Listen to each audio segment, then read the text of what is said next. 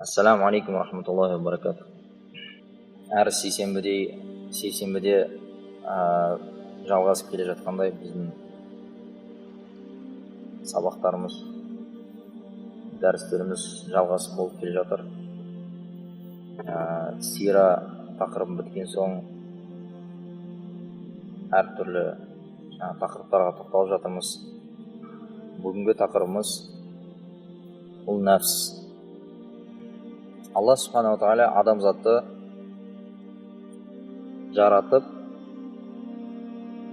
адамға таңдау берді. Біреуі ол өзінің қалауы болса, екіншісі бұл оның Раббысының қалауы. Әрқашанда адам осындай сынақта жүреді. Балиғатқа жеткеннен бастап, балиғат жасына жеткеннен бастап, дүниеден өтіп кеткенше Алланың алдында адам сыналып тұрады. Табаракаллази биядихил мульку ва хуа аля кулли шайин қадир. Аллази халақал маута вал хаята лияблуакум айюкум ахсану амала. Сендердің қайсыларын біздің әмірімізді орындап, оны көркем түрінде орындап, бізге қайта оралады деп сынаймыз дейді Аллах. Басқа бір жерде Аллах Тағала айтады: сендер афахасибтум аннама халақнакум абаса ва аннакум илайна ла туржаун. Сендер ойлайсыңдар ма, біз сендерді жай ғана жарата салдық та сендер бізге қайта оралмайсыңдар деп. Сондықтан адам үнемі сынауда жүр, сыналып жатыр. Адам өзінің қалауын орындай ма екен, жоқ, Раббысының қалауын орындай ма екен деп. Бұл дүниеде адам жаратылып, жалпы мына әлем жаратылғаннан кейін қаншама нәпске адамдар табынған болса, одан басқа бір пұтқа соншама ешқашан табынған жоқ. Ең үлкен пұт ол адамның нәпсісі. Адамның нәпсісі, ғалымдар айтады. Ең үлкен пұт, ең көп табынатын. Яғни адам ойына не нәрсе келсе, соны орындау. Нәпсі нені қаласа, соны істеу. Соны нәпсінің қалауы дейді. Яғни шариғат оны рұқсат берді ма, рұқсат берген жоқ па, оған қарамайды да, ойына не келді, соны орындады. Сондықтан нәпстің артынан еруді ғалымдар бұл жаңағы бүліктің тамыры деген, фәсаттың, бүліктің, адамның бұзылуының басы. Адам нәпсіне қаншалықты еріп, қалауына еріп кете беретін болса, соншалықты ол бұзылып кете береді. Сондықтан ғалымдар шәкірттерін алып тәрбиелейді, әртүрлі тапсырмалар береді. Оларда мақсат, басқа бір мақсат жоқ. Тек қана мақсат сол нәпсіні тазарту. Өзінің нәпсін тазарту, келген шәкірттің нәпсін тазарту. Нәпсіні қалауын әлсіретіп тастау. Тек қана адам Раббысының қалауымен жүретіндей болып қалу. Яғни нәпсі шариғатқа қайшы шықпай қалу тіпті. Осыны нәпсіні өлтіру деп айтады. Нәпсіні әлсіретіп тастау деп айтады. Шайтан, иблис бір рет Аллах Тағаланың әмірін орындамағандықтан ол жәннаттан қуылды. Жер бетінде мыңдаған жылдар бойы оның сәжде құлшылық, ғибадат қылуы оған көмектесе алмады. Мыңдаған жылдар бойы ол Аллаға ең жақын пенде болды. Періштелерге сабақ беретін ұстаз болды, Азазил. Азазил дейміз ғой, оның аты Азазил болды. Жындардан болды. Періштелерге сабақ беретін еді. Періштелер бір күні естіп қалды, жәннаттан біреу қуылады екен деп. Сөйтіп ұстазына келіп: ұстаз, арамыздан біреуіміз қуылады екенбіз, Аллах Тағала бізден ренжиді екен, сіз дұға тілеңізші, солардың қатарынан болып қалмайық деп өтініш жасап келген кезде Азазил шайтан дұға қылды: я Алла, осылар қуылып кетпесінші жәннаттан, әумин деп. Өзін қосқан жоқ та. Сөйтіп өзі қуылып кетті. Ешкімнің ойына кіріп шыққан жоқ, біздің ұстазымыз қуылып кетеді деп. басқаларға сабақ беретін ұстаз еді. Ал нәпсі деген нәрсе ол шайтаннан да жоғарғы нәрсе.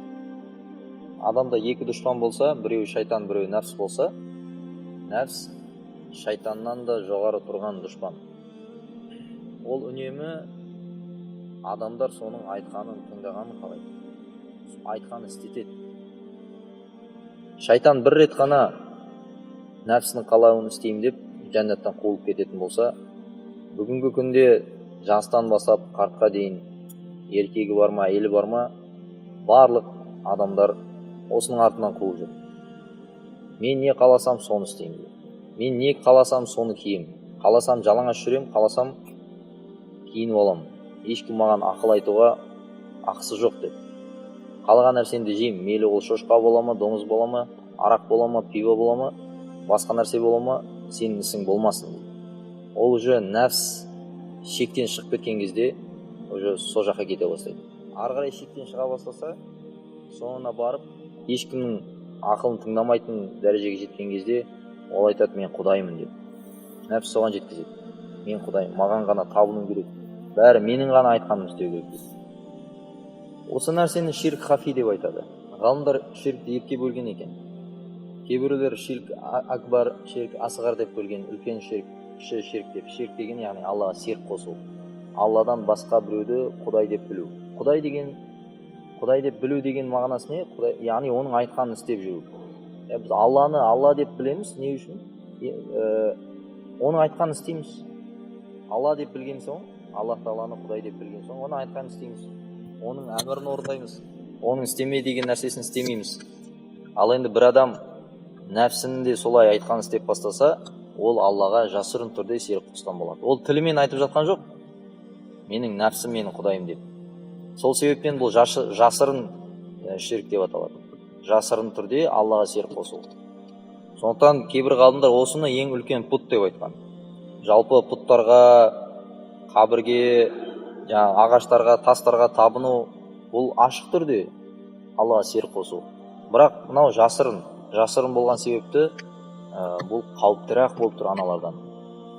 Өйткені ашық түрде жасалып жатқан ширктен бәрі кеп тоқтатады мұсылмандарға. Не істеп жатсың деп. Түркістанға кетіп бара жатса, қайда кетіп бара жатсың? Түркістандағы ешқандай әулие саған көмек бермейді деп. Көмек беретін тек Алла. Бірақ өкінішке орай соны айтатын да адамдар кейбір кезде қазір болмай жатыр, сондай мұсылмандарда. Ашық түрде жасалып жатса да қорқып жатады. Ашық түрде Райымбек атамыз айналып жатады. Бірақ біреуінің келіп шамасы жетпей қалады. Ана жерде, сен не істеп жатсың? Райымбек атаң саған көмек бере ма деп.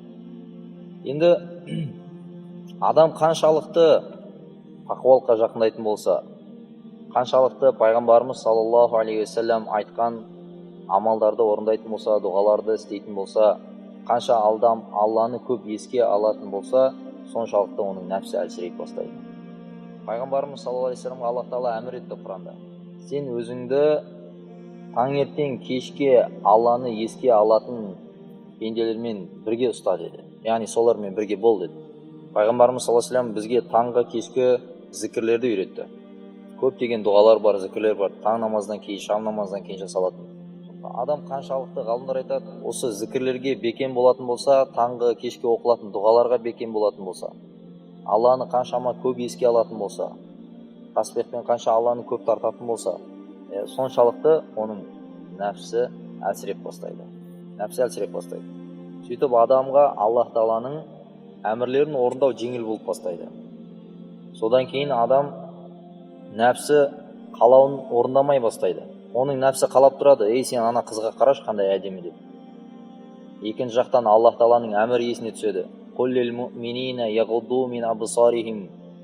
Пайғамбар, сіз айтыңыз муъминдерге, олар көздерін тыйсын бөтен әйелдерге қараудан деген Алланың әмірі еске түседі, ол қарамайды.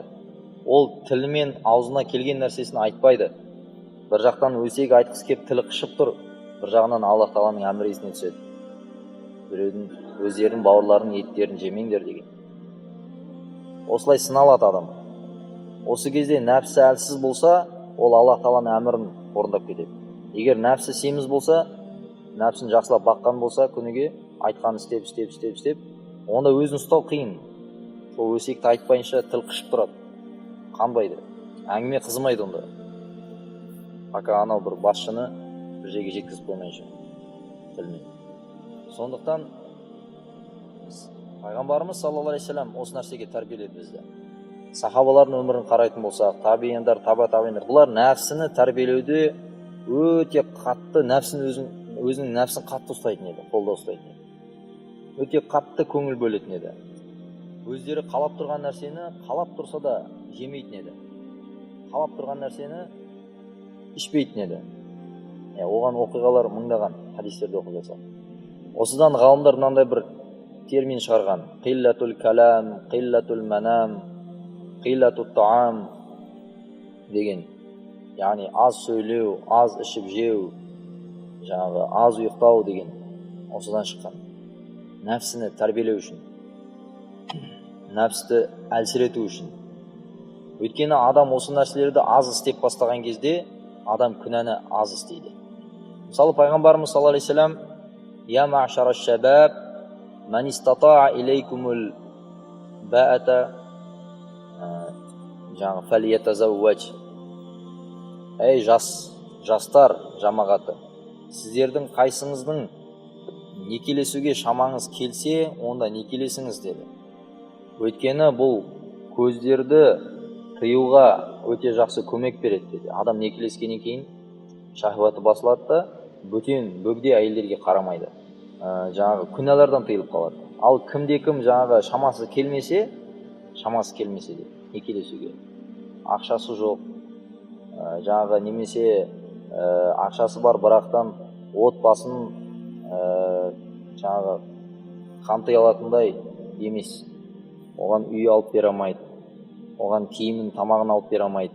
Ондай болса, пайғамбарымыз саллаллаху алейхи вассалам айтты: ол адам оразаны бекем ұстансын дейді.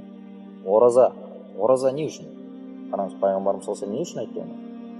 Өйткені адам тамақ аз жеген кезде, ораза деген ол түннің бір уақытында жейсің, сәресінің кезінде, сосын тағы да қараңғы батқанда тамақ жейсің. Күндіз еш нәрсе жемейсің. Күндіз деген сөз ол 15 сағат орташа есеппен алғанда. Қыстың кезі болса бір 13 сағат, 14 сағат, жаздың кезі болса 18-19 сағат болып кетеді дейді. Осынша уақыт жемей ішпей жүру. Өйткені адам тамақ жемеген кезде шахват қозмайды. Оның басқа күнәға деген нәпсі тартылмайды онша қатты. Сол сияқты көп ұйықтау. Адам ұйықтаған сайын ұйқысы келе береді. Оны практикадан бәріміз білеміз. 10 сағат ұйықтасаң, тағы 12 сағат ұйықтай сал, тағы 2 сағат ұйықтай сал, 12 сағат ұйықтасаң, тағы да 1-2 сағат ұйықтай сал дейді. Қиллатул калам, сөйлеген сайын сөйлегісі келе береді адам. Сөйлеп, сосын әдет болып қалғанын байқамай қалады адам. Әдет болып қалғаннан кейін ешкімге сөз бермей қояды, оны байқамайды, бәрі соны ғана сөзін тыңдап отырған. Сосын аузына келген сөйлейді. Арасында өсек те кетіп қалады, арасында өтірік те араласып кетеді. Арасында пайғамбарымыз айтты деп айтпаған нәрсесін айтып жүреді. Сөйтіп пайғамбарымыз саллаллаху алейхи вассаламға жала жауып жатады. Аллах тағала айтпаған нәрсені Алла бүйтіп айтты екен деп Аллах тағала жала жауып жатады. Сөйтіп өзінің тозағын кеңейтіп жатады адам. Осыдан шыққан екен. Ғалымдар осылай нәпсіні тәрбиелеу үшін осы нәрселерді аз істеуге бұйырған. Шейх Бақи-Билла рахималла бір үлкен бір ғалым өткен. Ол кісі өте жаңағы аз сөйлейтін еді. Бір күні бір кісі келіп: ұстаз, сіз насихат айтыңызшы деді. Сіздің насихатыңыздан адамдарға пайда болады деген кезде, ол айтты: менің үндемей отырғанымнан пайда ала алмаған адамдар менің сөйлегенімнен қайдан пайда алсын дейді. Сондай сөз айтқан екен. Үлкен шейхтар өткен, осыған практиковать ететін осы нәрсені. Біздің ұстаздарымыздың ұстаздары өткен шейх Гангоги рахимаулла тағала. Сол кісіге бір үлкен ғалым кісі біраз жанында болып, ол кісінің баракатын алып қалайын деп келген. Сонда ол кісі бірінші ол кісіге жаңағы үйреткен келген шәкіртке, ғалым бірақ шәкірт болып келеді: сен сөйлеме дейді. Жанында жүріп біраз уақыт жүреді, сол кісінің жаңағы тәрбиесін алып. Сонда жаңағы сол ауылдың адамдары ол кісіні мылқау деп ойлап қойған екен.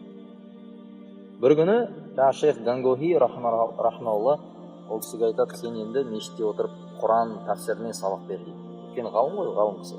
Сонда сабақ беріп бастаған кезде адамдар таң қалып былай деп айтқан екен: мынаны қарашы, шейх Гангохидің қандай кереметі дейді. Жаңағы сөйлей алмайтын мылқау адам да сөйлеп кетті дейді. Бірақ ол карамат емес, ол үндемей жүрген соншалықты болған. Сыртта жүрген кезде адамға ишарамен айтатын: ана алып жер, мынаны бүйтіп. Осылайша ғалымдар нәпсімен күресетін еді.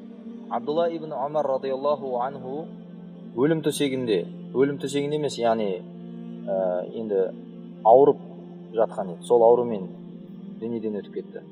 Сол ауырып жатқан кезінде бірде балық жегісі келіп кетті қатты. Әйеліне айтты, жаңағы балық табуға бола ма екен деп. Әйелі сөйтіп біреуді жіберіп, жаңағы балық алып келіп, оны пісіріп, қуырып, дайындап дастарханға енді алып келген кезде біреу есікті қағып қалды. Қараса, жаңағы есік қағып, жаңағы тіленіп жүретіндер, сұрап, садақа сұрап жүретін бір кісі келіп қалды. Беретін затыңыз бар ма деп, қарным аш деп. Сонда Абдулла ибн Умар радиаллаху анху әйеліне мына балықты апарып берді. Сөйтіп жаңағы өзі балықты қалап тұрса да, осылайша беріп жүретін еді. Біз нәпсінің артынан қатты ергеніміз соншалықты нәпсті қолға ұстау қиын болып кетті. Сөйтіп кей кезде нәпсінің айтқанын қылып кетіп жатамыз. Кей кезде адамдар жахалаттан, надандықтан хидаятқа келген кезде намаз оқып бастайды, мешітке келіп бастайды, Алланы танып, пайғамбарды танып, бірақ нәпстері семіріп кеткен соншалықты бәрібірде жаңағы толық исламмен жүре алмай жатады. Кейбір адамдар, осындай адамдар да бар, тек таң намазын оқысам болды дейді. Бола ма деп сұрап келеді. Ол сұрақ не үшін туындайды? Неге оған бесін, жаңағы асыр, шам, құптан неге қиын оған? Уақыт жоқ деген өтірік сөз ол. Ол өтірік, ол таза өтірік сөз. Кім болса ол болсын. Оның бетіне айта алмаймыз, бірақ мешітте отырып айтып отырмыз ғой. Енді көшеде жүрген адамға, сөйтіп сұрап келген адамға сен өтірік айтып отырсың деп айта алмаймыз ғой. Ол өзінше мен шынымен солай деп ойлап тұрады, менің уақытым жоқ деп. Бірақ уақыт бар. Дәл сол адамды қарасаңыз, жұмыс істеп жүріп, темекі тартуға уақыт табады. Сол адам 10 минут, 20 минут туалетке барып келуге, әжетханаға уақыт табады. Сол адам жұмыста болса да 5-10 минутқа үзіліп, кофе ішіп алуға уақыт табады. Енді осынша нәрсеге уақыт тапқан адам, намаз оқуға менде уақыт жоқ, бір уақыт намаз оқысам бола ма дейтін адам, бұл сұрақ жалпы өтірік нәрсе. Бірақ ол неге оның ойында туындады? Өйткені нәпс соншалықты семіріп кеткен, осыншама жыл нәпстің айтқан істеп келді ол. Тек қалауын орындады, қалаған кезде ұйықтады, қалаған нәрсені жеді, ішті, қалаған нәрсені сөйледі. Ешқандай тыйым болмады оған. Енді ислам деген нәрсе не? Ислам деген ол нәпсті, шахуатты сындыратын нәрсе. Бір нәрсе қылайын десең, шариғаттың үкімі келіп тұрады мына жерде. Олай болмайды. Бірдеме сөйлейін десең, болмайды деген үкім тұрады. Жейін десең, болмайды деген үкім тұрады. Сондықтан исламмен сол адам жүре алады толық. Кім қаншалықты нәпсін тәрбиелесе, қаншалықты нәпсін қысса, әлсіретсе, соншалықты адамға жеңілдей бастады. Тіпті соңында ол адамға түнімен тұрып тахаджуд оқу да жеңіл болып қалады. Сол себепті сахаба керам радиаллаху анхум аджмаин, табииндар, таба табииндарға қиын емес еді ол нәрсе. Біздің өміріміз комфортқа толып кетті.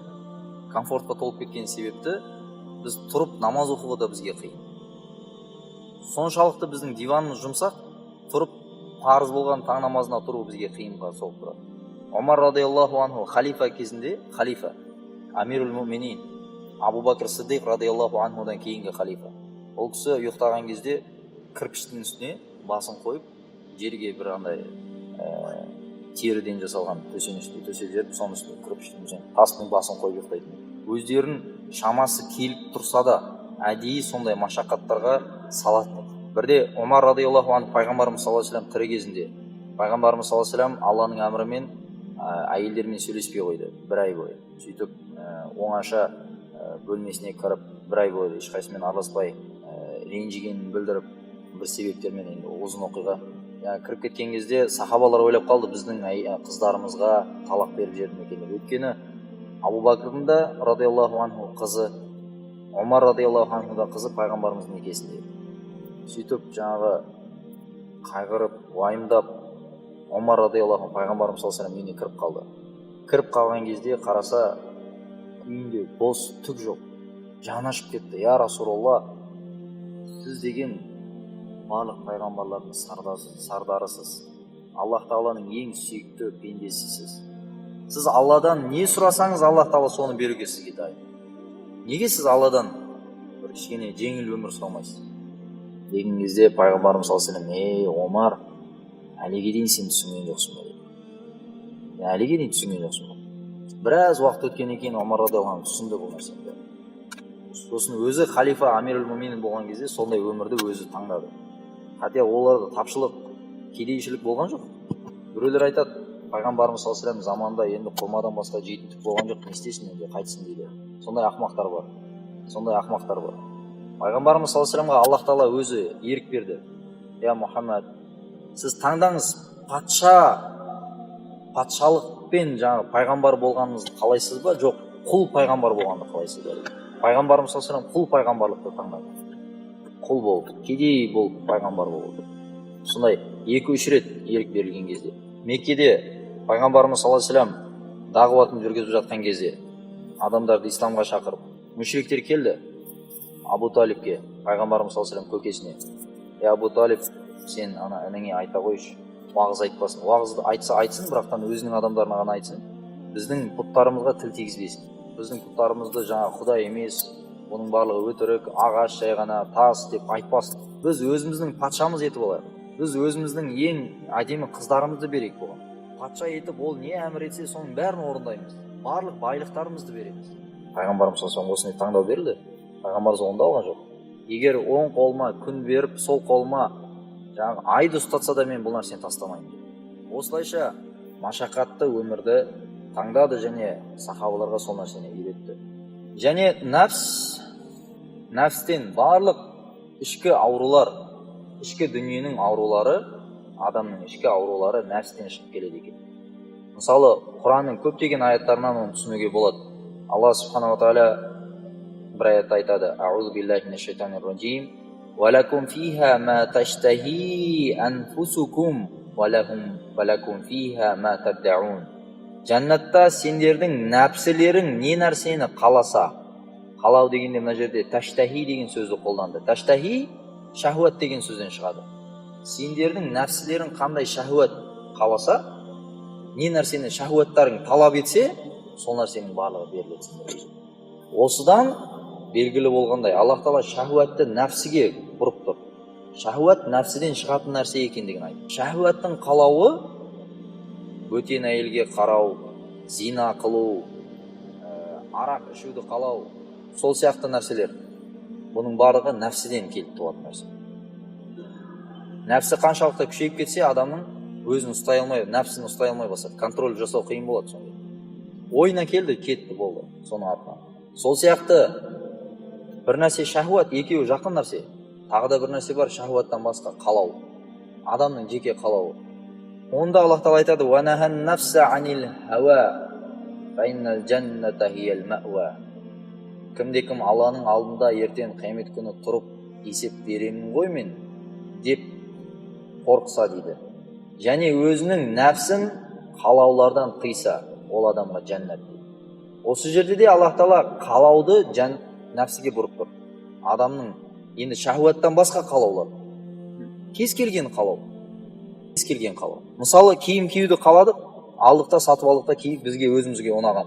Бір нәрсе бар, өзімізге ұнады. Бір нәрсе бар, шариғат қай киімді ұнатады. Мысалы, қай түсті ұнатады. Пайғамбарымыз саллаллаху алейхи вассалам қай түсті ұнатқан, қай түсті киюден тыйым салған. Соны біліп, соған сай амал ету бар. Нәпсі қаламаса да ол нәрсе. Мысалы, ақ түс ұнайды маған. Мысалы, немесе қара түс ұнайды. Шариғат мүмкін тыйым салған шығар одан. Бірақ оғымен ісі жоқ. Болды, маған ұнайды, менің қалауым орындалса болды деп, сол қалауды орындап кетті. Сол нәрсені айтып жатыр. Қалау, ол да нәпсіден келіп туатын нәрсе. Сол сияқты сафахат, ақымақтық. Аллах Тағала Құран Кәримде ухдиратил анфусус жоқ. Илля ман сафиха нафсах дейді. Илля ман сафиха нафсах. Бұл жерде де кімнің нәпсі ақмақтық жасап кетсе деп бір аяттың үзіндісінде Аллах тағала айтып жатыр. Ақмақтықта кей кезде қумашы деп айтады ғой адамдар. Қуып кетті анау деп айтады. Ақылға сыймайтын нәрселер істеп кетеді. Ақмақтық жасайды. Осы ақмақтықта нәпсіні контроль жасамағандықтан туындайтын нәрсе. Нәпсіні қолға ұстамағандықтан. Сол сияқты сараңдық, бұхыл, жадность, ол да нәпсіден келіп туындайтын нәрсе. Аллах тағала Құран Кәрімде «Ухдиратил анфусу шух», шух жаңағы нәпсіге шух сараңдық әзір етілді дейді. Осыдан, яғни ол сараңдықта нәпсіден келіп шығатын нәрсе екенін түсінеміз. Сол сияқты хасад, көре алмау, біреуге қарап, біреуге бір нығметті Аллах тағала берген кезде, біреуге әдемі машина берілді, Аллах тағала біреуге берді, біреуге ақша артығымен берді, біреуді Аллах тағала жаңағы жақсы маман етті, иесі етті, немесе біреуге үлкен мансап нәсіп етті. Соны көрген кезде біздің ішіміз күйсе, мейлі бәріне қарап күймеу мүмкін, бірақ бір досыңыз бар, соған қарап күйеді мысалы. Егер күйсе, онда бұл іште хасад бар деген нәрсе. Ал хасад бұл да ауру, өте жаман ауру екенін білеміз. Пайғамбарымыз саллаллаху алейхи ва саллям не деді? Хасад бұл адамның ізгіліктерін қалай от, өрт, ағаштарды жағып жіберетін болса, солай жағып жібереді. Біз ойлап жатырмыз, мен қырып жойып садақа беріп жатырмын, жақсы амалдар істеп жатырмын, уағыз айтып жатырмын, неше түрлі сауаптар істеп жатырмын, зікір қылып жатырмын, тағажуд оқып жатырмын, дұғалар жасап жатырмын, сауаптардың бәрін қырып жойып жасап жатырмын, жинап жатырмын, қап-қап. Ал хасадпен оның барлығы жоқ болып кеткенше қайдан білеміз? Бір көрілмаушылық танытып бәрін күйдіріп жағып жібереді. Бұл өте жаман нәрсе. Мухликат, адамды хәлак қылып жіберетін, құртып жіберетін нәрселердің ішінен саналған, айтылған. Бұны да Аллах тағала Құранда айтып жатыр. Хасадан мин инди анфусихим, олардың ішінде осы көре алмаушылық болғандықтан осы проблема туындады деп Аллах тағала бір адамдар жайлы Құранның бір аяттың үзіндісінде айтып жатыр. Сол сияқты тәкаппарлық, кибр, ол да Аллах тағала нәпсіден туындайтынын айтып жатыр. Лақад истакбару фи анфусихим деп. Бұл жерде де тәкаппарлықты нәпсіге бұрып жатыр Аллах тағала. Олар өздерінің нәпсілерінде, өз іштерінде тәкаппарлық жасаған себепті. Тәкаппарлық жасады, өздерін үлкен деп санады. Тәкаппарлық деген не? Тәкаппарлық деген басқа біреуден өзін жоғары санау. Немесе басқа біреуді өзінен төмен санау.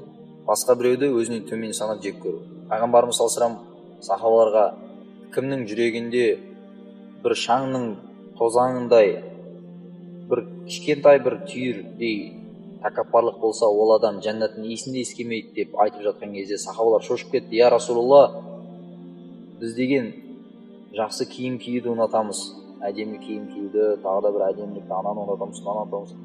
Пайғамбарымыз саллаллаху алейхи ва саллям, жоқ, ол тәкаппарлық емес дейді. Тәкаппарлық деген хақты мойындамау, және басқаны өзінен төмен санау. Екі нәрсені айтты. Хақ айтылған кезде мойындамау, жеңілдік іздей бастау. Мысалы, шариғаттың үкімі мынандай бір молдеке айтқан кезде өзіне жеңілдік іздей бастайды. Немесе мойындамайды, жоқ, олай емес деп. Хақ айтылған кезде сондықтан бұл өте опасно. Егер мойындамай жатсақ, нәпсіміз мойындамай жатса, білуге болады біздің ішімізде тәкаппарлық бар екен. Аллах тағала осылай айтты деген кезде, Пайғамбарымыз саллаллаху алейхи ва саллям осылай айтты ғой деген кезде, сізде ешқандай жауап болмаса, сөзсіз мен мойындаймын деп қою керек. Хотя жоқ, ол дұрыс емес деп ауыздан байқамай шығып кетсе, бітті, ол опасно. Адам кей кезде діннен шығып кетуі мүмкін.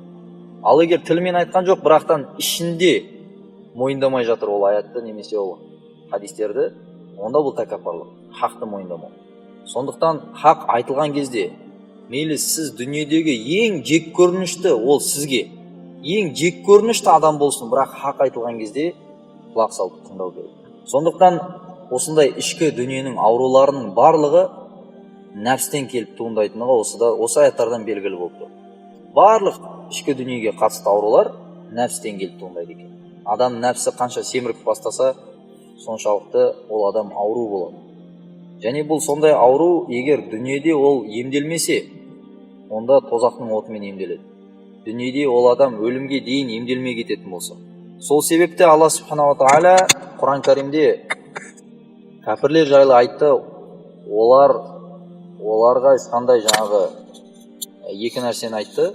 Соның біреуі айтып жатыр, оларды Аллах Тағала тазартпайды дейді. Уәлә юзаккихим, яғни тозақтың оты оларды тазарту үшін болмайды дейді. Осыдан белгілі болғандай, муминдердің бір тобын Аллах Тағала тозаққа тастайды, тазарту үшін. Осы нәрселерден дүниеде тазара алмай кетіп қалды. Хасадпен, көреалмаушылықпен, немесе жаңағы сараңдықпен, ақмақтықпен, нәпсінің артынан қуумен, осындай нәрселермен дүниеден өтіп кеткен болса, оны Аллах Тағала бірінші тазартады.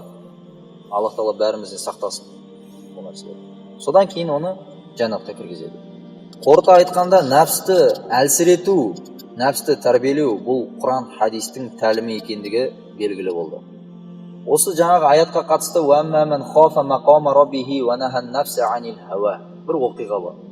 Осы табииндардың заманында, имам Шафии рахматуллахи заманында. Имам Шафии рахматуллахи бұл имам Абу Ханифа рахматуллахи қайтыс болған күні дүниеге келген адам. Имам Абу Ханифа екеуі кездескен жоқ. Имам Абу Ханифа рахматуллахиның шәкірті имам Мухаммад Аш-Шайбани болды. Сол кісінің шәкірті имам Шафии. Яғни имам Абу Ханифаның шәкіртінің шәкірті. 150-ші хижрида дүниеге келді. 150-ші хижрида. Хижри бойынша, санақ бойынша. Сол кісі жас кезінде бір патша болды. Ол әйелін өте жақсы көретін еді. Енді обычно патшалардың әйелдері әдемі болады, өйткені олар жаңағы таңдап ең әдемі қызды шертіп алады. Сөйтіп жаңағы қыз әйеліне ғашық болып, бұлай да айналып кетіп тиіседі, бұлай да айналып кетіп тиіседі. Бірақтан әйелі қандай да бір себеппен өзінің күйеуіне жаңағы ренжуде еді. Ренжіп, оған жақындағысы келмей жүреді. Сөйтіп жаңағы күнде келеді, оған бұлай да тиіседі, қалжыңдасады, не алады. Бір күні жаңағы әйелі көнбей қойған соң ашу шығып кетті да, жаңағы ашумен ұрысты оны. Оған айғайлап ұрысып жібереді. Жаңағы әйелі, сен тозақисың деді. Сен неге маған жақындамайсың дегенге, сен тозақи адамсың деп жүрді әйелі. Әйелдер де контроль жасай алмай қалады кей кезде ауыздарына не айтып кеткенін байқамай қалады. Жаңағы патша да ашу үстінде еді. Егер мен тозақи болсам, онда саған талақ деді. Аузынан талақ деген сөз шықты. Негізі оқиғаны айтып кете берейін десем, осы жерде талақ туралы кішкене айтып кете салайын. Жалпы талақтан өте сақ болуымыз керек. Мешітте істеп жүрген кезде талай адамдарды көресің, таңғаласың. Намазбен, дінмен хабар жоқ. Алла кім екенін танымайды, пайғамбар кім екенін танымайды да әйеліне талақ бердім деп келіп тұрады. Талақ деген өте апасы нәрсе. Әйеліңе не айтсаң да оны қайтарып алуға болады. Кешірім сұрап, талақ кешірім сұраумен қайтатын нәрсе емес. Оны вообще ойға алып келмеу керек. Ажырасу деген сөзді ешқашанда қозғамау керек вообще. Қырылысып, бычыт болып жатса да, бірақ ешқашанда ажырасу тақырыбын қозғамау керек. Өйткені бұл сөз, жалпы ажырасу сөзі, талақ сөзі ауыздан шығып кетті ма, бітті, ол атылған оқты мылтыққа қайтып сала алмайсың. Дәл сол сияқты шығып кетті, бітті. Пайғамбарымыз саллаллаху алейхи вассалам айтты: "Саласун жиддухунна жиддун, хазлухунна жиддун." Үш нәрсе сондай бар. Ол үш нәрсені адам қалжыңдасып айтса да, қалжыңдамай серьезно айтса да, ашумен айта ма, қалай айтса да, ол нәрсе саналып кетеді, есепке алынып кетеді. Бұл біреуі талақ, екіншісі никах, үшіншісі құл азат ету. Неке сөзінде қалжыңдасып бір қызбен 4-5 адамның алдында, ана қызға сен менің қатынымсың десе, ана сен менің күйеуімсің. Бұл неке қиылды уже. Қалжыңдасып айтса да, театрда айтса да, киноға түсіп жатып айтса да. Сол сияқты талақты адам қалжыңдасып айтса да, ажырасу сөзі қалжыңдасып айтса да, ол солай кетеді. Сондықтан өте опасный сөз. Аллах Тағала рұқсат еткен нәрселердің ішіндегі ең жек көрінішті нәрсе, Аллах Тағаланың аршы қозғалып кететін нәрсе, бұл талақ, ажырасу. Қазір осы нәрсені айтқан себебім, бізде бұл деген бір үлкен бір проблемаға болып айналып кетті. Қазіргі біздің таңда, біздің қоғамда үйленіп жатқандардың 40%, 50% ажырасып жастар. Құдай бәріміз Аллах Тағала сақтасын. Неке ол үшін жасалмайды. Неке мәңгілік бірге тұрамыз деген ниетпен жасалатын нәрсе. Сондықтан бұдан өте сақ болуымыз керек. Сөйтіп жаңағы патша айтып қойды, аузынан шығып кетті. Егер мен тозақи болсам, онда саған талақ. Ал енді талақ түскен болса бітті ғой, онымен жата алмайды, қосыла алмайды, оған жақындай алмайды, оның бетіне қарай алмайды. Ол әйелі емес, зина болып есептеледі, ол күнә болып есептеледі. Оның бір әурет жеріне қарай алмайды. Сөйтіп жаңа уайымданып қалды енді. бір-екі күн арада өткеннен кейін екеуі де жаңа ашу басылғаннан кейін әйел айтқан сөзіне өкініп бастады. Астағфирулла, мен соншалықты жаңағы капризный болмай, қырсықпай осыған жақындаса салсам болатын еді ғой, келе салсам, айтқан тыңдай салсам болатын еді ғой күйеуімнің деп өкіне бастады. Күйеуі де өкініп бастады жаңағы патша. Астағфирулла, не істеп қойдым мен, жаңағы осындай талақ сөзін айтуға дейін барып қалдым деп. Сөйтіп жаңағы ғалымдарды шақырып сұрай бастады. Ғалымдардың барлығы ешқайсында жауап жоқ. Өйткені тозақи жәннати екенін кім біледі? Алладан басқа ешкім білмейді ғой. Өмір бойы сәждеде жатып, Алла қаласа оны тозаққа тастап жүрсе, Алланың толық ақысы бар. Өмір бойы күнә жасап, бірақ Аллаға сеніп кеткен болса, Алла қаласа барлық күнәсін кешіріп жәннатқа кіргізсе де Алланың ақысы бар. Алланың алдында ешкім претендовать ете алмайды, мен жәннатимін, мен тозақимын. Ешкім айта алмайды. Сөйтіп жаңағы ешкім жауап бере алмай қойды. Имам Шафи рахматуллахи осы хабар жеткен кезде мен жауап бере аламын, мен жауап беремін деді. Жас бала еді. Патшаға хабар жеткізілді, имам Шафи рахматуллахи жауап біледі екен. Алып келіңдер деді оны. Имам Шафи рахматуллахи деді, алып келді патшаны алдына. Енді жас бала ғой. Я, сізде қандай сұрақ? Осындай жағдай болды. Онда менде сізден сұрайтын бір нәрсе бар деді, сіздің өткен өміріңізге қатысты. Оны айтсаңыз, мен сізге жауап беремін, мәселенің жауабын айтамын. Айтпасаңыз жауабын айтпаймын. Ал жарайды, айта ғой, сұрай ғой деді, мен саған айтайын деді.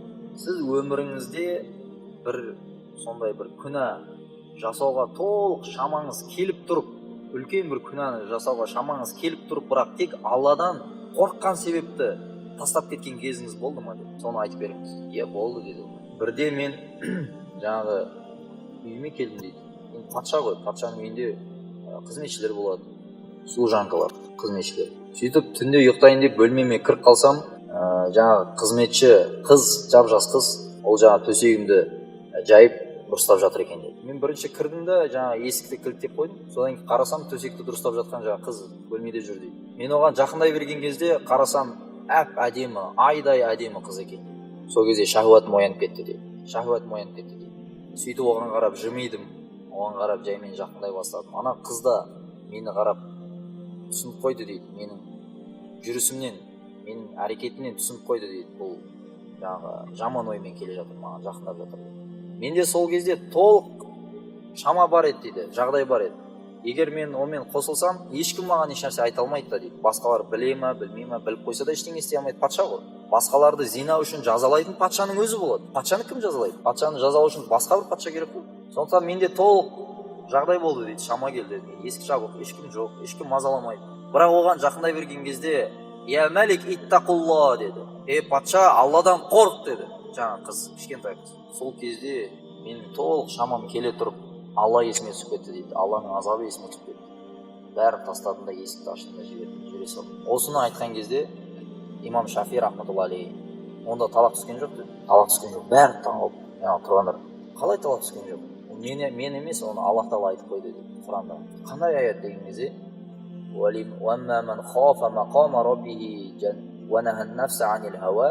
Кімде-кім ертең мен Раббымның алдында тұрып есеп беремін ғой деп қорқып, өзінің нәпсісін тыйса дейді, шахуаттан, жаңа күнә жасаудан. وَنَهَى النَّفْسَ عَنِ الْهَوَى. Қалаудан нәпсін тыятын болса, فَإِنَّ الْجَنَّةَ هِيَ الْمَأْوَى. Онда оның баратын жері жәннат, Аллах Тағала айтты. Сондықтан бұл адам жәннати деді. Тозақи емес, талақ түскен жоқ деді. Бәрі қуанып кетті. Аллаху акбар. Қандай ақылды адам. Енді бұл жаңағы аятқа қатысты бір оқиға еді. Баязид Бустами деген рахимахулла, бір үлкен шейх өткен. Ол кісі айтушы еді, үнемі әр уағыздарын айтушы еді, жәннат 2 қадам, жәннат 2 қадам. Әр уағызында жәннат 2 қадам. 2 қадам бассаң жәннат, 2 қадам бассаң жәннат деп айтады. Жәннат деген жақын нәрсе. Сонда бір күні сұрап қалды, ұстаз, 2 қадам жәннат дегеніңіз қалай түсінеміз дейді. Сонда ол кісі айтады, бір қадамды шахуаттың үстіне бір адымды бас, бір аяғыңды шахуатыңа басып қой, шахуатың қозғалмасын мүлдем. Яғни нәпсінің қалауын мүлдем тыйып таста. Болды, 2-ші қадамымен жәннатқа кіріп кетті. Бұл хадистерде де бар. Пайғамбарымыз саллаллаху алейхи ва саллям бір хадисінде мына 2 жақ, яғни мына ішіңдегі нәпсіңе сен қарсы шық дейді. Болды, баратын жер жәннат болады. Осымен дұшпандық жаса дейді. Сондықтан ғалымдар жазады, Әзәзіл шайтанды шайтан қылғанда бұл нәпс. Ол кезде басқа шайтан болған жоқ қой. Өзі шайтан ғой ол. оны кім жәннаттан қуып шығарды? Оның нәпсісі.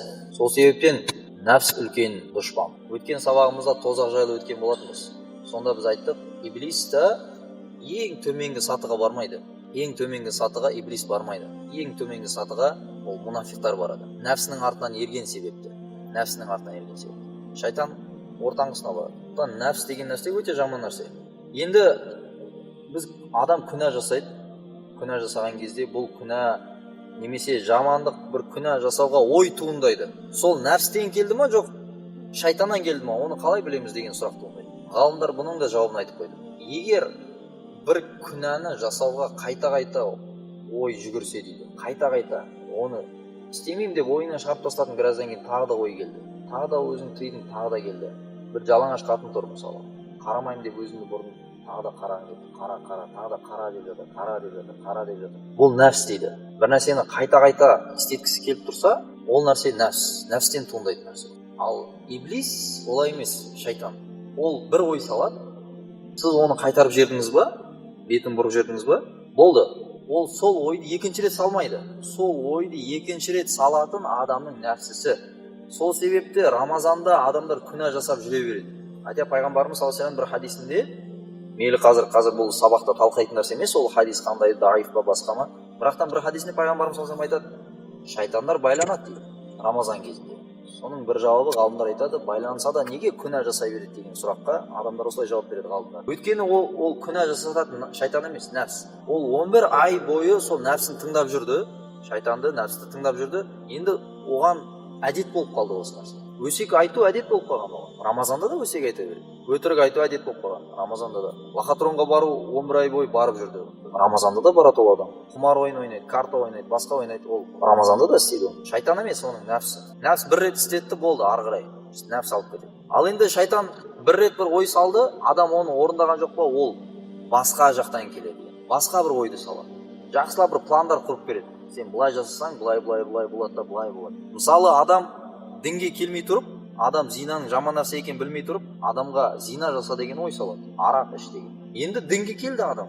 Енді адамды не істейді? Ол адамды прямой айтпайды адамға барып зина жаса деп. Ол айтады, ей сен деген білесің ба, екінші әйел алу деген нәрсе бар, үшінші әйел алу деген бар, төрт әйелге дейін болады. Енді сен екінші әйелді сен қызға қарамасаң қалай аласың? Қарашы ана бір қызға, қарашы қандай әдемі. Ал бір қарадың, одан кейін екінші ойды салады. Сен бір қараумен не мәселе шешіледі? Сен оны ертең бірге тұруың керек. Сен жақсылап білсейші оны. Сонымен сөйлестіреді, араластырады деген сияқты. Сол сияқты ол бір ойды қайта-қайта салмайды екен шайтан. Ол бірнеше ойларымен адамды адастырады. Әртүрлі пландар құрып береді ол адамға. Абдулла ибн Аббас радиаллаху анху айтады, әрбір нәрсенің апаты бар дейді. Әрбір нәрсенің апаты бар дейді. Апат деген нәрсе не ол? Бұзып тастайтын нәрсе, хәлак қылады. Құрдымға тығып жүреді. Мысалы, ілімнің апаты ол ұмытып қалу дейді. Адам ілім алды, діни ілім алды, бірақ ұмытып қалды. 10 жыл оқыды, бірақ ұмытып қалды. Бұл ілімнің апаты деп айтады. Сол сияқты ғибадаттың апаты бұл жалқаулық дейді. Ғибадаттың апаты жалқаулық. Намазды қазір тағы бір 10 минуттан кейін оқисашы. Қазір мына соткада ана қара жақсылап сөйлесіп алшын қазір. Жазып алды. 20 минуттан кейін оқи саласың, әлі уақыт бар ғой, қаза болған жоқ. Тағап сөйтіп 5 минут қалған кезде, 1 минут қалған кезде сөйтіп жаңағы намазды оқып қойып адамды осылай жалқаулыққа алып барады. Ғибадаттың апаты жалқаулық деп айтқан екен. Сол сияқты ақылдың апаты ол мақтаныш. Егер бір адам басқалардан көбірек тез бір нәрсені түсініп қоятын болса, сондай адам мақтаншақ болып жатса, ол адам құрып кетеді. Ол адам осы ақылдылығының себебінен адасып кетеді. Егер мақтаншақ болатын болса. Сондықтан мақтанбау керек екен. Ақылдылықта. Ыдыстың апаты ол оның салмақтылығы дейді. Яғни салмақты болып кетеді. Оның ішіне көбірек зат салып жесең, ол сынып қалады. Көтере алмай қалады. Сауданың апаты өтірік сөйлеу дейді. Өтірік сөйлеп сатып жіберу. Оған бір мысал бердік. Мейлі пайғамбарымыз саллаллаху алейхи вассалам тыйды өтірік сөйлеуден. Товардың айыбын жасырудан. Пайғамбарымыз саллаллаху алейхи вассалам сатушы мен сатып алушы егер өздерінің заттарын өтірік айтпаса, оның кемшілігін айтса дейді, және өтірік айтпаса дейді. Қалай бар, солай айтып беретін болса, как есть солай. Онда бурика лахума фи бай'ихима. Пайғамбарымыз саллаллаху алейхи айтты, екеуінің де саудасына береке беріледі. Мынаның алған товарына, ананың алған ақшасына Алла береке беріп қояды. Алла береке берсе, 100 теңгеге сатылған болсын мейлі, бірақ ол барлық проблемаға жетіп жатады. Барлық нәрсеге жеткілікті болады. Егер Алла берекесін бермесе, онда адам бір күнде миллион табу мүмкін. Бірақ оның берекесі болмайды, оның проблемалары шешілмей жатыр. Оған ол жеткіліксіз болып жатады, аз болып жатады. Алла берекесін берсе, азғантай болса да, ол жеткілікті болады. Сондықтан Абдулла ибн Аббас радиаллаху анху не деп жатыр? Егер сауданың апаты өтірік сөйлеу, және жомарттықтың апаты ысыраптық дейді. Жомарттықтың апаты. Щедрость бар ғой, жомарттық, щедрость. Бір адамға Аллах Тағала щедрость берген. Ол қорқпай ақшаны жұмсайды. Кім сұрап келсе береді, туыстарына көмектеседі. Достары сұрап келді, береді оған. Сұрамаса да береді, көмектеседі. Енді осы жерде шайтан қалай алдап кетеді? Егер адам ысыраптық жасай бастаса, қажетсіз нәрсеге жұмсай бастаса, қажеті жоқ, ол нәрсе, ол апат болады. Ол нәрсе апатқа алып келеді. Мысалы, жарайды, бір адамға кішкентай көлік қиын оны жүру. Оған джип керек болды. Джип керек, алды, жарайды. Тауға түсу қиын, мысалы 4WD болмаса деген сияқты. Өйткені бұл сұрақ туындаған себепті айтып жатыр. Біреу осылай сұрақ қойды да. Енді дәл сол джип қанша тұрса, сонша тұратын номер сатып алады. Ол неге керек мысалы? Оны алмасаң тауға шыға алмай қаласың, сонда номер болмаса. Мысалы, әсемдіктің, көркемдіктің апаты ол таңырқану дейді. Ажып, өзін сүйе бастау. Бір адамға Аллах Тағала әсемдік берді. Мейлі еркек болсын, әйел болсын. Ол еркек қыздардың бәрі қарап сынып жүр оған, красавчик. Қыз красавица, оған қараған жігіттің бәрі сынады. Бірақ егер осы әсемдікпен олар өзін шынымен де мен бәрінен әдемім де санай бастаса, бұл оның апаты дейді. Ол адам құриды. Діннің апаты бұл рия деді. Басқаларға көрсету үшін амал істеу. Рия деген бұл өте үнемі өмір бойы күресетін нәрсе.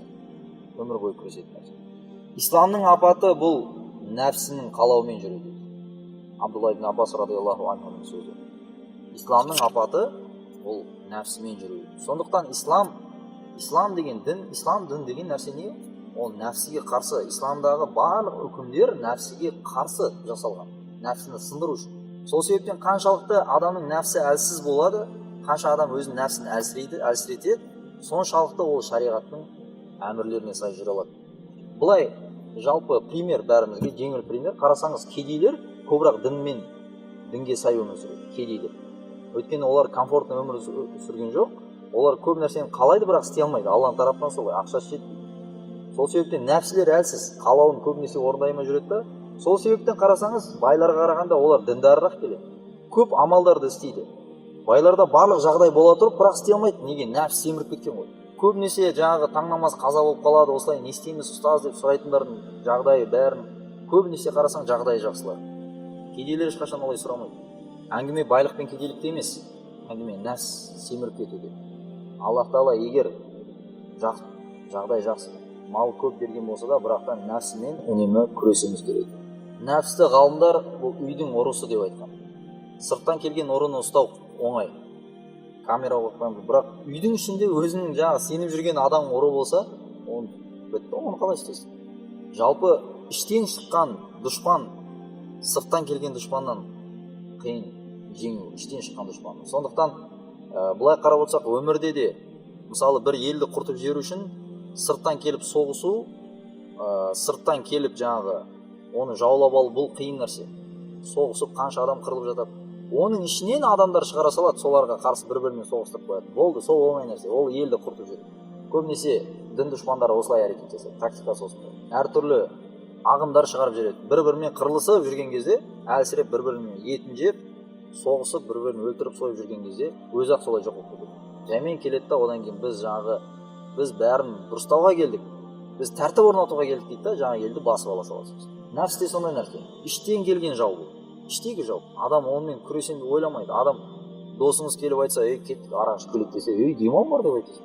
Басың істемей ме сен? Мұсылман емессің ба сен? Уағыз айтып бересің оған, жақсылап Құранның хадистерден мешітте естіп келген уағыздарын айтып бересің. Бірақтан ішіңнен, анау нөлевка пиво бар екен.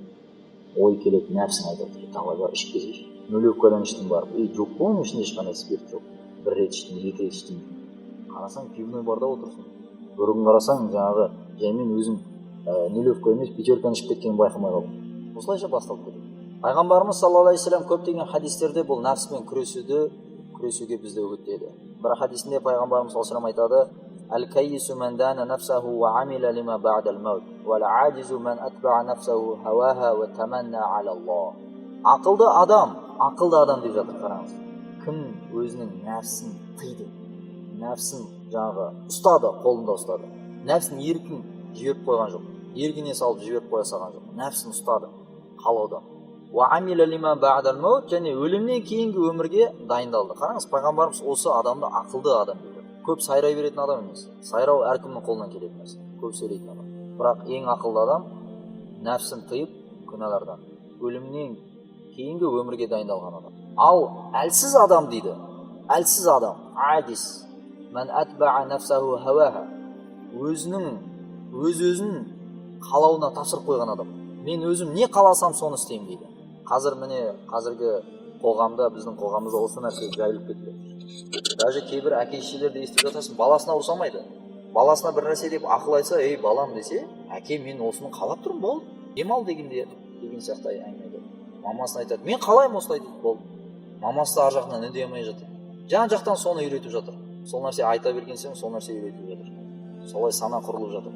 Мен соны қалаймын дейді, болды. Өзінің қалауын орындау керек.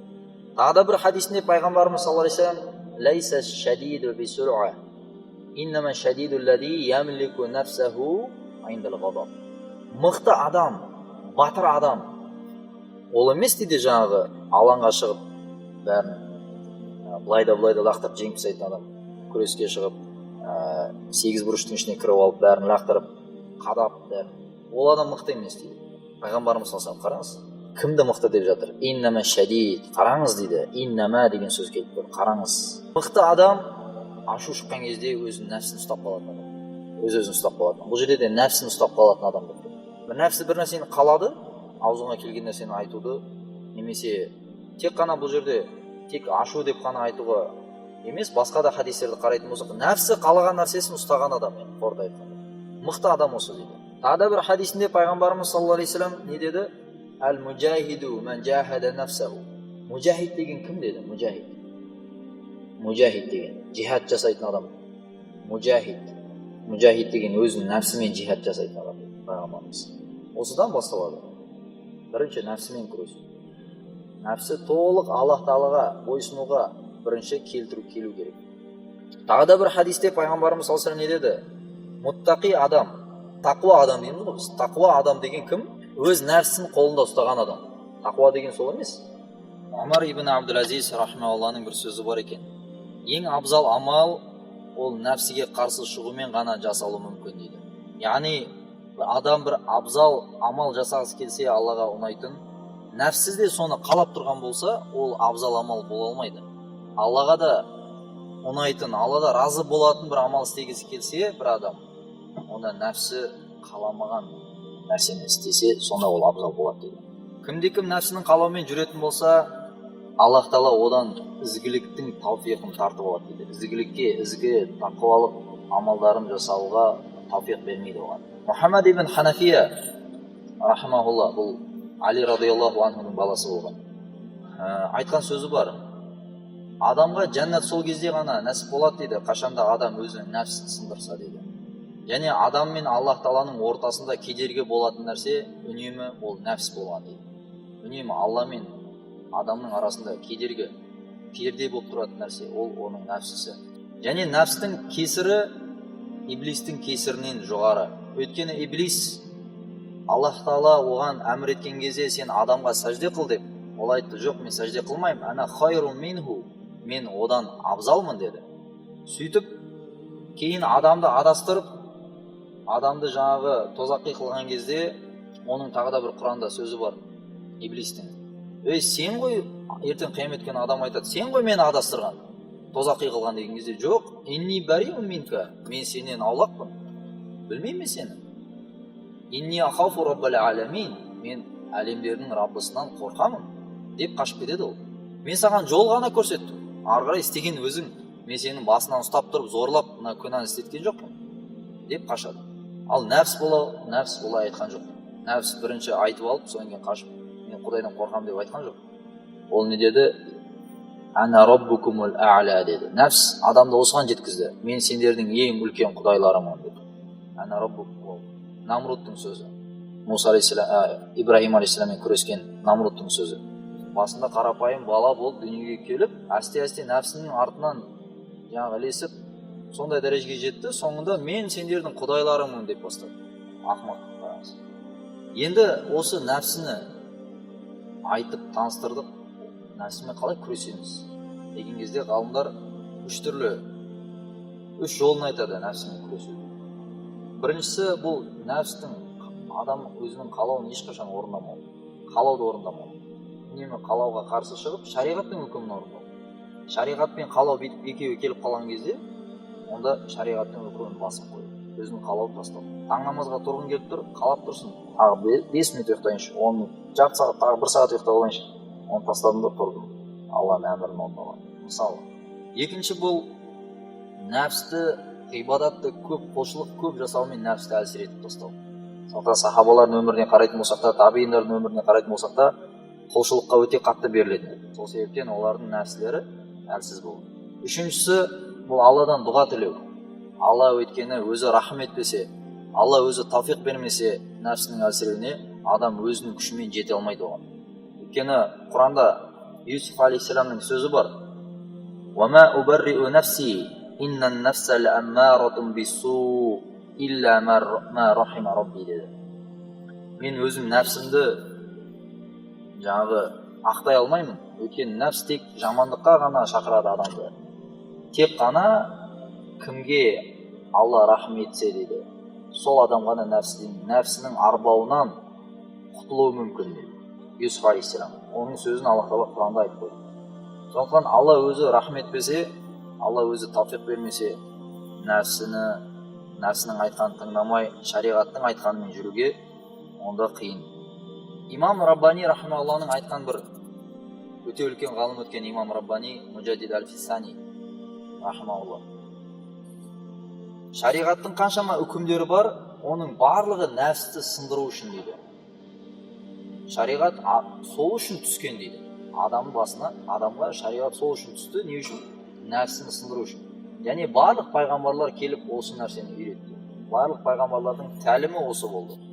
Сондықтан ғалымдар керемет осыдан бір мысалдар келтіреді. Сондықтан дейді, қай нәрсе сүннетке сай болса, адам соны істеп кете беретін болса, адамның нәпсі тәрбиеленіп кете береді. Қай нәрсе сүннетке сай, кез келген, үлкен болсын, кіші болсын, оны ой жай сүннет қой деп қарамай, басқа келетін заттан бастап аяққа дейін. Және жеуде, ішуде, жатуда, тұруда, адамдармен сөйлесуде қаншама сүннеттер бар. Оған кітаптар жеткілікті, толып жатыр. Кітап іздейтін болсақ. Қаншама сүннеттер бар, соны орындап кете беретін болсақ, өмірімізге сол нәрселерді алып келетін болсақ, нәпсіміз соншалықты әлсіреп кете береді. Осыдан ғалымдар бір мысал айтқан, егер адам бір динарды зекет қой бұл деп, бұл зекет деп, Алланың әмірі бұл деп садақа қылатын болса, және 1000 динарды өзі қалаған себепті садақа қылатын болса, ona 1 динар абзал дейді. Өйткені ол нәпсі қалау себептен емес, Алланың әмірі деп істеді. Сол сияқты бір адам Омар радиаллаху анхудың хадисте оқиғасы бар. Омар радиаллаху анху халифа кезінде күніге қарайтын еді таң намазда, кім намазға келді, кім келген жоқ. Бір күні қараса бір сахаби келген жоқ. Іздеп барды үйіне, таң намаздан кейін үйіне бар. Есікті қақты, анасы шықты. Не болды деді? Не болды, балаңыз келген жоқ таң намазда деп сұрады. Сонда ол айтады, мамасы айтады, түні бойы құлшылық жасап, тахаджуд оқып, таң намазға келгенде ұйқысы қатты қысып, өзі үйде оқып ұйықтап қалды дейді. Сонда Омар радиаллаху анху деді, мен түні бойы құлшылық қылғаннан гөрі түні бойы ұйықтап, таң намазын жамағатпен, пайғамбарымыз саллаллаху алейхи вассалам осыны үйреткен себепті жамағатпен келіп оқығанды анадан абзал көремін. Өйткені ол пайғамбарымыздың әмірі, сен өз нәпсің қаламаса да. Сол себептен ғалымдар айтқан, пайғамбарымыз саллаллаху алейхи вассалам соңғы бір хадисі бар, сонымен аяқтайын. Пайғамбарымыз айтады, ла юмину ахадукум хатта якуна хаваху табаан лима житу бихи. Сол адам кәміл иманды болып сол уақытқа дейін саналмайды дейді. Кәміл иманды, кәміл мұмин, мен нағыз мұсылманмын деп сол уақытқа дейін айта алмаймыз. Қашанда біздің қалауымыздың барлығы пайғамбарымыздың қалауымен сай келмейді. Пайғамбарымыз саллаллаху алейхи вассалам алып келген нәрсеге, бізді үйреткен нәрсеге сай келмейінше. Бір нәрсені мысалы біз қалап тұрмыз өмірдегі, қандай да бір нәрсе болсын, қарап көрейікші соны, пайғамбарымыз соны біз қалаған нәрсені пайғамбарымыз да қалады ма, қалаған жоқ. Пайғамбарымыз саллаллаху алейхи вассалам жамағатпен намаз оқымай үйде намаз оқып алған адамды үйін жағып жібергісі келді. Істеген жоқ, бірақтан қалады сол нәрсе. Мысалға айтады. Сондықтан Алла субханала тағала бәрімізге тауфиқ берсін. Алла тағала бәрімізге нәпсіміздің шарынан, кесірінен сақтасын. Алла тағала бәрімізді нәпсіге қарсы шығып, Алла тағаланың әміріне сай, пайғамбарымыз саллаллаху алейхи вассаламның сүннеттеріне сай өмір сүруге тауфиғын нәсіп етсін. Субханакаллахумма ва бихамдика, субханаллахи ва бихамдихи, нашһаду ан ла илаха илля анта, настағфирука ва натубу илейк, настағфирука ва натубу илейк, настағфирука ва натубу илейк. Ва саллаллаху аля набийина Muhammad ва аля алихи ва сахбихи. Алла разы болсын.